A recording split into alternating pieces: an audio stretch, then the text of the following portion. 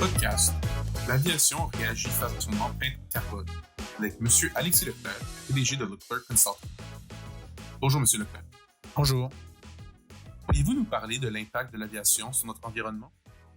Tout à fait. Cette industrie est actuellement responsable de 2,4% des émissions mondiales de CO2, selon l'ONG International Council on Clean Transportation. La course est lancée, les avionneurs sont tous sur leur planche à dessin pour trouver mille et une façons de réduire l'empreinte carbone de leurs avions. Alors que l'avion à hydrogène décolle doucement, d'autres planchent sur un avion 100% électrique. L'aviation commerciale s'est fixée pour objectif de décarboner cette industrie d'ici 2050. Voler sans augmenter son empreinte carbone est un objectif à portée de main. Airbus et Embraer travaillent d'arrache-pied pour que les premiers passagers embarquent en 2035.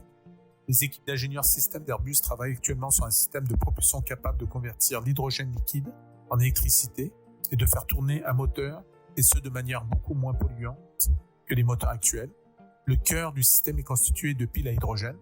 D'ici 2026, Airbus, en collaboration avec le motoriste CFM International, entend installer sur l'Airbus A380 ses prototypes. Le système de propulsion pourrait être soit une pile à combustible alimentant un moteur électrique, soit une turbine à gaz convertissant l'hydrogène au lieu du kérosène.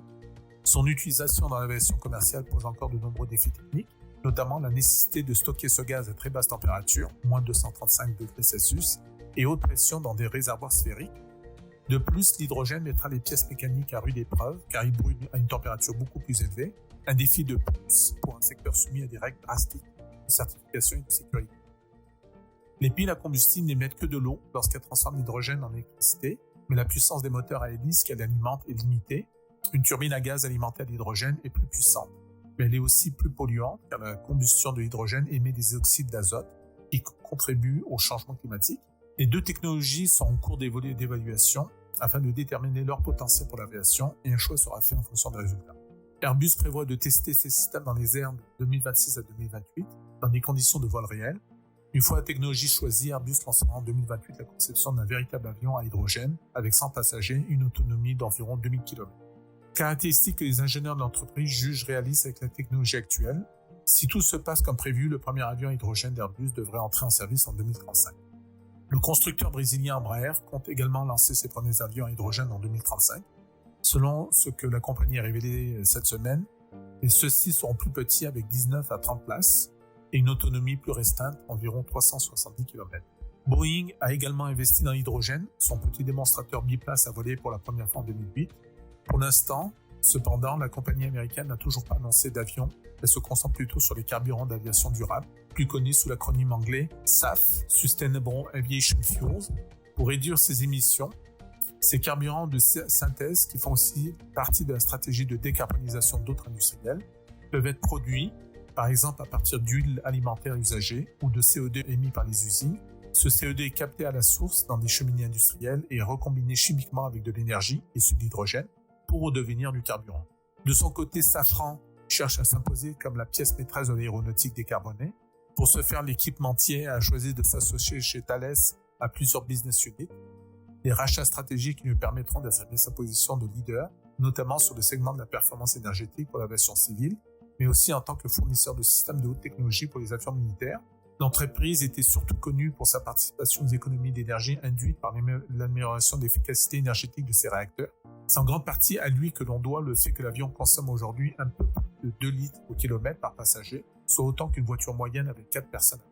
Mais la stratégie Safran va plus loin que les progrès des moteurs. Désormais, l'équipementier s'emploie à réduire le poids des avions en remplaçant des équipements physiques par des signaux numériques au sein même des cabines. Le transport aérien se convertit également à la numérisation, passant des atomes aux électrons, remplaçant la matière par des informations numériques dans le microcosme d'une cabine d'avion. Remplacer des dizaines de câbles de commande et de circuits hydrauliques par de simples fils électriques reliés à des capteurs et actionneurs permet d'alléger les cabines de plusieurs centaines de kilogrammes. Sur la durée de vie d'un appareil, les économies d'énergie et d'émissions de CO2 sont considérables. Nous arrivons maintenant à la fin de notre interview. Auriez-vous un petit mot de conclusion? L'aviation est appelée à se décarboner d'ici 2050. Plusieurs pistes de solutions techniques et technologiques sont actuellement à l'étude. Le fly-by-wire commande numérique a sans doute été la principale révolution de ces 20 dernières années, inaugurée par Airbus avant d'être adoptée par Boeing, Il a brisé le tabou du contrôle direct, lié les mains des pilotes au gouvernement en les remplaçant par des commandes numériques. C'est maintenant la nouvelle norme dans la conception d'avions modernes. La voie numérique prendra de plus en plus d'importance dans la valeur ajoutée totale des avions et des hélicoptères, en produisant des économies considérables d'énergie et d'émissions de CO2. La création d'un avion à hydrogène n'est pas le plus grand défi, ce sont plutôt les autres à côté qui peuvent être difficiles à placer, comme mettre en place l'écosystème nécessaire pour alimenter les aéroports en hydrogène. Il faudra ravitailler ces nouveaux avions et surtout veiller à la bonne production de cet hydrogène.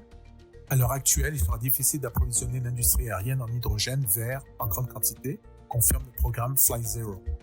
En aparté, M. Mehran Ebrahimi, professeur au département de management de la technologie de l'ESG de l'UQAM au Canada, suite à des travaux comparant les émissions de gaz à effet de serre générées par l'industrie aéronautique et celles produites par les secteurs technologiques, il appert que si l'aviation civile est responsable de 2% des émissions de carbone de la planète, les technologies de l'information sont responsables de 4 à 5% des émissions totales. Une statistique qui donne à réfléchir.